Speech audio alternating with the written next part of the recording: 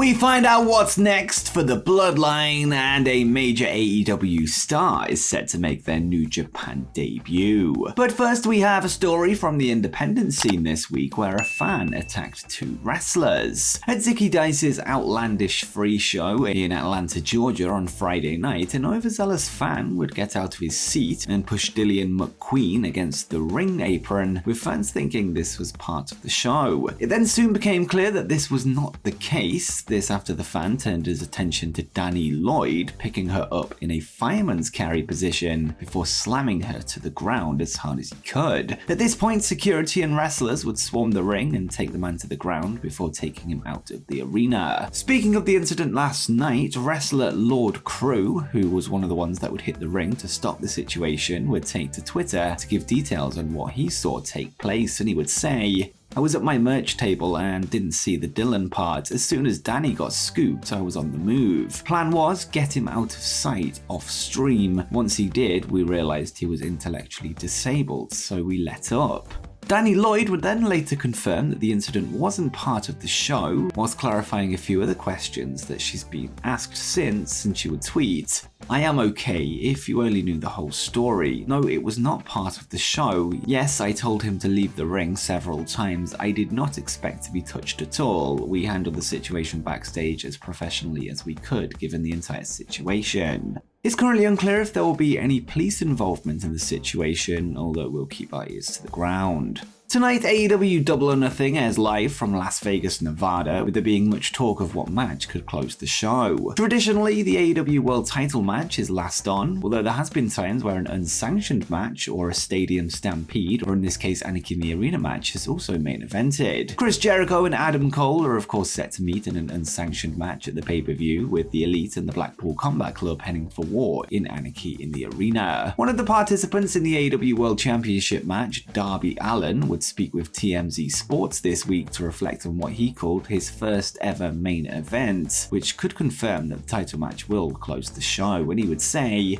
"My first ever main event in the whole entire company. That's something I've strived for since day one. And to be the face of the company, I really believe you need to be the champion. I'm ready to rock it. This Sunday is going to be special. You got a bunch of young, hungry guys. I guess we all have chips on our shoulders. We've got something to prove out there. We're on last. We have to close the show."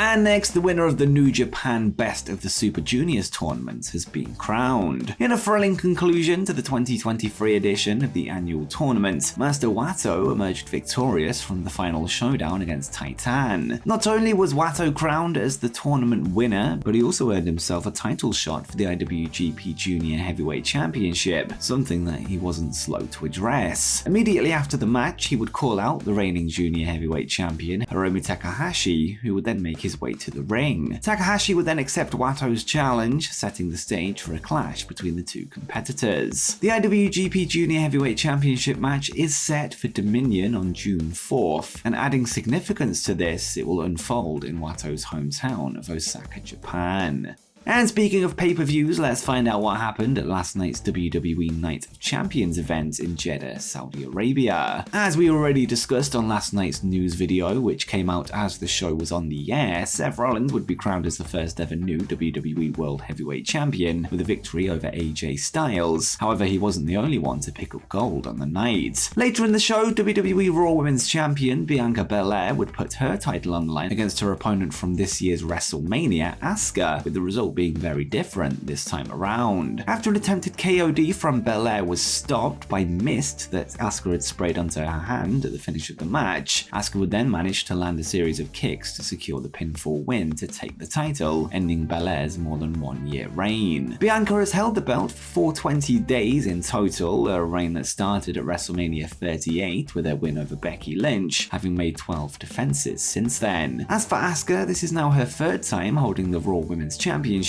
this on top of her 2 SmackDown and 1 NXT reigns. Another match that would take place on the night would pit broken-armed Cody Rhodes against the Beast Brock Lesnar. Despite the American Nightmare's best efforts, including the use of his titanium cast, which he continually used as a weapon, he would ultimately find himself locked into a Kimura. Despite never tapping or giving up, the pain would eventually cause Rhodes to pass out, leading to the referee declaring Lesnar the winner. This was the second match between the two men in the past several weeks, the first of which taking place at Backlash in Puerto Rico on May 6th. They now have one win over each other coming out of Night of Champions, with it currently being unclear if there will eventually be a rubber match to decide the winner of the feud.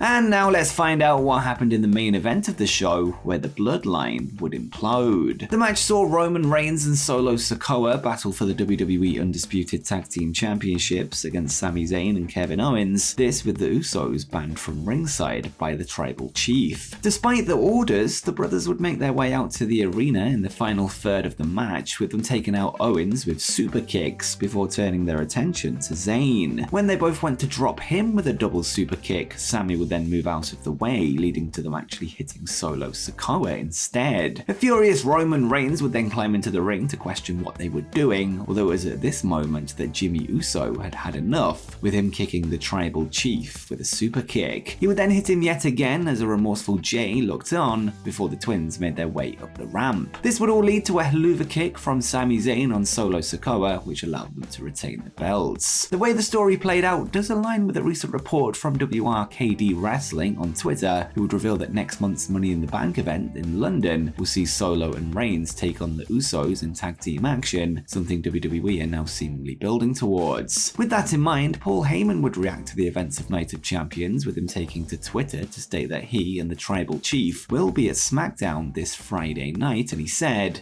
"Your Tribal Chief, Solo, and I are jetting back home from WWE Night of Champions. We will talk about this in detail Friday on SmackDown." Next up, we have an exciting development coming from Japan, as a current top AEW star is set to make their new Japan Pro-Wrestling debut. The announcement came during the aforementioned Best of the Super Juniors final event earlier today. The show would see an 8-man tag match that saw Raisuke Taguchi team with never openweight 6-man tag team champions Kazuchika Okada, Tomohiro Ishii, and Hiroshi Tanahashi to defeat the team of Speedball Mike Bailey, El Desperado, Ren Narita, and Shota Umino.